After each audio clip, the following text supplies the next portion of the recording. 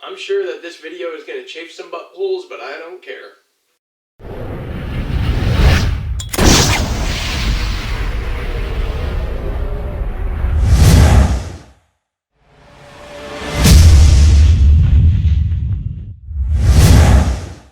Don't get me wrong, I think that the shot timer does have a use, but it is empirical in nature. And the reason is because real life, things do not initiate with a beep.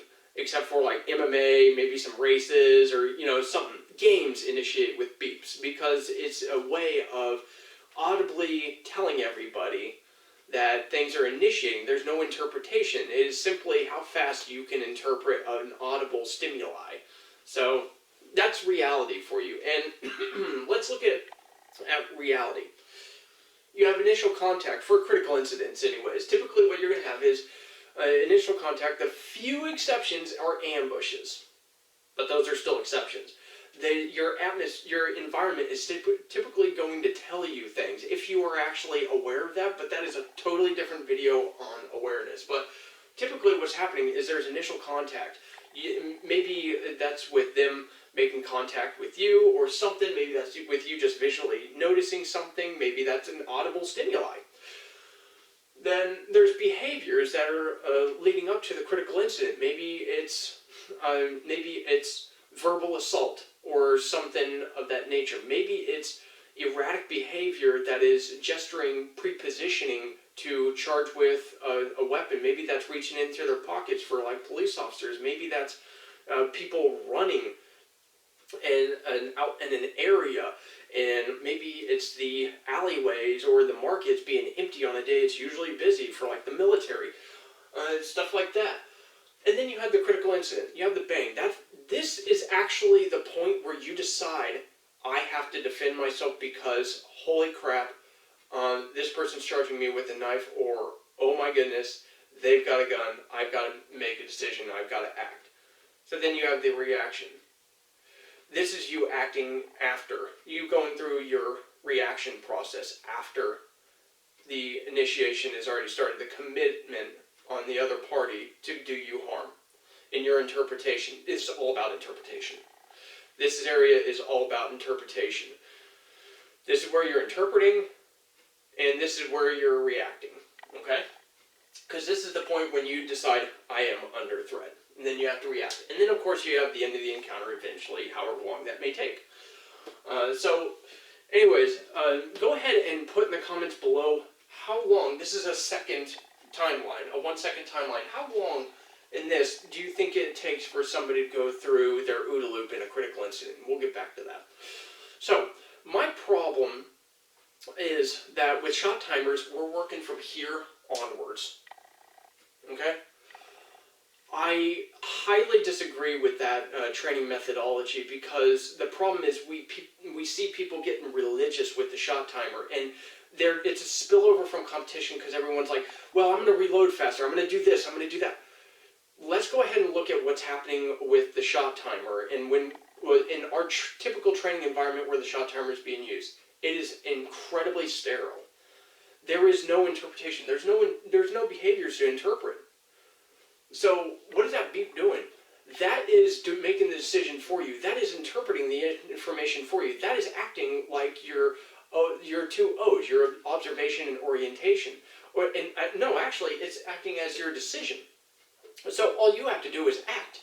You're actually cutting down that timeline, and you're not actually practicing anything on the OODA loop. So you're not actually making any decision to act on that part, and you're not doing any pre-positioning or anything, and you're not really setting things up. You don't even have a chance to set it up in your favor. So what is happening with competition? Shooter stand by? Okay. I already know everything because I see the targets or whatever, or even if I don't, I know I'm shooting at paper targets that have something. So it's not even a behavioral indicator, it's a simple visual indicator. It's not even good enough to actually make a dictation, but there's no visual threat that's making us pull out the holsters in these competitions. It's a beep. So yes, they're trying to meet in the middle and say, well, there's going to be shoot and no shoot, there's going to be some silhouettes with their hands up or whatever, but there's no behavior from those silhouettes other than the color. And before somebody makes a racist joke or whatever, the point is that we're not actually making people run through an OODA loop. They're not actually running through the time it would take. They're not actually having to make a decision and act on that. They're simply just acting. That's what it is. It's Hollywood with guns. And that's a very narrow and cut down version of it, but that's the best dramatic way that might actually get into people's heads that this is what shot timers are doing when we're using it for other than what it really is good for telling us empirical data that can simply be written down and recorded. Because what is the saying? The shot timer doesn't lie.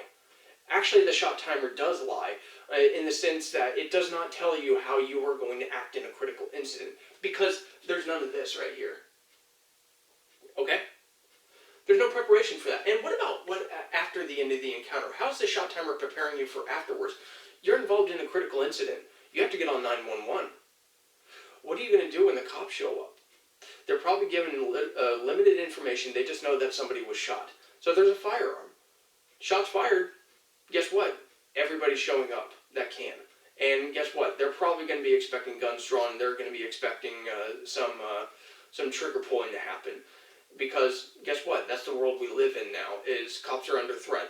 So are they just as dangerous as the threat? Probably, and that really depends on your actions. But the point is that where in your shot timer training are you actually preparing for encounters with law enforcement? Where are you actually preparing for things that are actually critical to your survival in a critical incident and even afterwards? Because you might have survived the fight, but are you going to survive the encounter with law enforcement? Or are you just going to be stupid and holding your gun out and there and pointing? I mean, there's a lot of things that people are incredibly neglectful on. And I put a lot of this on instructors these days, because instructors should know better, but they're blind to a lot of information, and they're also deaf to a lot of information. So anyways, earlier I asked you to go ahead and put on a time on this 1 second scale how long it typically takes, and I'm sure there's been like some people saying, oh, 0.25 of a second or something like that. Well, actually, the real answer, I believe, from all the stuff that we've seen in reality, is it depends. All on this. And then your interpretation of the events and what's going on. You could have people that run through their OODA loop and it could take them seconds to decide, and they're probably dead by that time. You've seen officers freeze or go into complete panic mode and not actually draw their gun. They can't make a decision and act because they've never been in that incident. They don't know what to do, and they've got all these questions. They're trying to make the right decision. They're not trying to make a good decision now. And that's what a general has talked about. It's better to make an okay decision now than make the best one in a month. We have to decide and we have to act, and that's where a lot of people get spun up, because guess what? Our training's not preparing us for this, for interpreting and making that real decision. The decision's already made for us with that beep.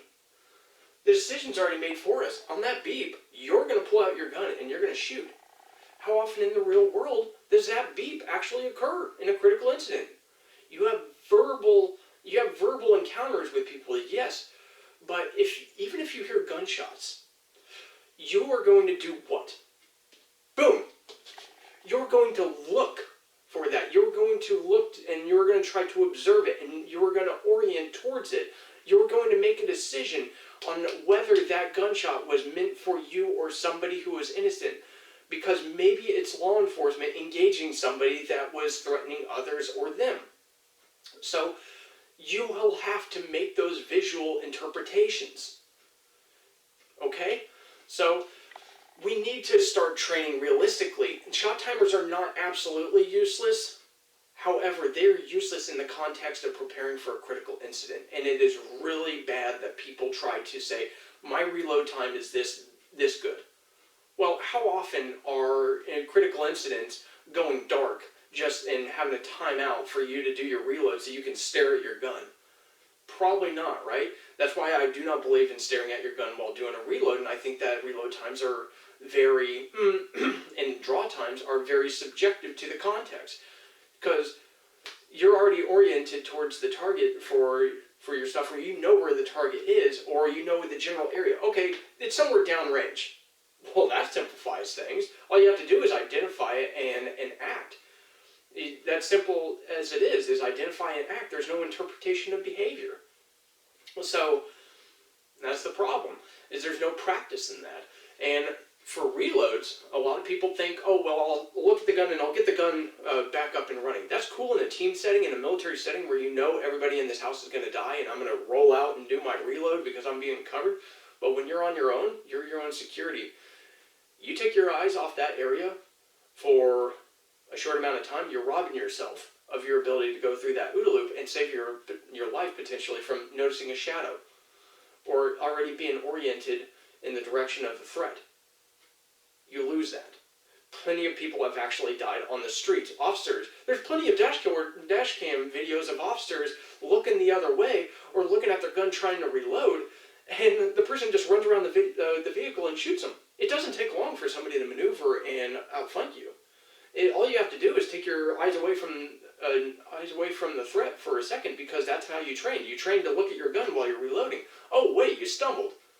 So instead of trying to figure it out and just knowing that you're stumbling and being able to, physically move and be able to maneuver based on the stimuli that the threat is giving you, you're robbing yourself of your ability to take in that stimuli and make a decision and act. That's terrible. And we're training on that on shot timers too, because they're getting a beep, then they're told to reload. What are they doing when they're reloading? Robbing themselves of their ability to observe and orient. Okay, so I'll leave it at that. Same goes for malfunction, same goes for a lot of other things. But anyways, with all that said, I appreciate you guys watching. Hope this was interesting for you. Go ahead and leave a comment below on what you thought, and you guys have a good one.